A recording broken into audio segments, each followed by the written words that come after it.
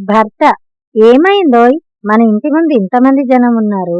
భార్య: ఏం లేదండి, మన అల్లుడు ముంబై నుండి వస్తున్నాడని ఎదురింటి పిన్నికి వినిపించేలా చెప్పాను, అంతే. భర్త: అలా చెప్తే ఇంతమంది ఎందుకు వస్తారు? ఏమన్నావో కాస్త వివరంగా చెప్పు.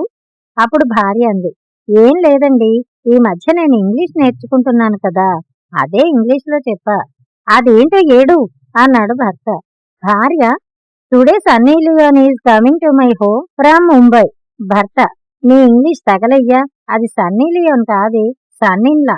భార్య కొత్త సిమ్ కార్డ్ తీసుకుంది.